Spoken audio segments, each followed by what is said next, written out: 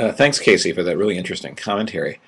You raised many interesting points. One of them is this whole question of what what's the ultimate status of statements by the people with whom, for example, anthropologists work. I'm sometimes reminded of Wyatt McGaffey's famous claim that there are two rules of anthropology. Rule number one is take everything the natives say extremely seriously, and rule number two is don't believe a word of it.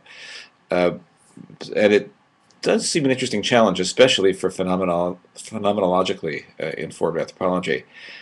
Is there a way of taking seriously, as it were, native statements about, for example, the meanings of flags and so forth, and yet still understanding the sort of unconscious penumbra that swirls around certain kinds of acts?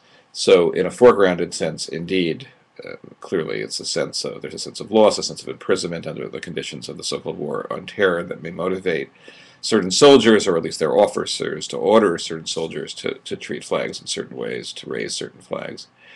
Uh, but does that mean does that rule out the possibility that in other ways people are in fact signaling and constituting the conditions of their own ultimate imprisonment?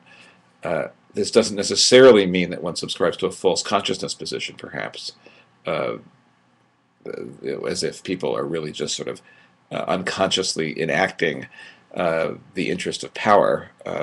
I would never want to go that kind of reductive route.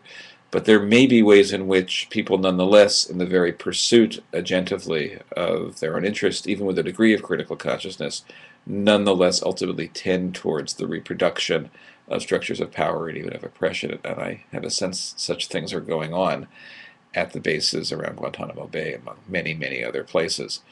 I certainly agree with you, by the way, on the technical questions. I think that was my very first ever visual essay, and I think you're right. We need to figure out ways of complicating the way image and text move around or juxtaposed and so forth. The question about conclusion is so interesting. I don't know, honestly, the degree of closure one should strive for. Are we trying to produce sort of fully formed analytic interpretive pieces? Are we simply posing difficult queries? Uh, do we even make it clear when we're stopping? But I agree, there needs to be some kind of frame saying, well, this question or this intervention is closed for the moment, but in a way that opens up new possibilities for dialogue. That seems to be some of the challenge that in these discussions. But thanks again for that very thought-provoking commentary.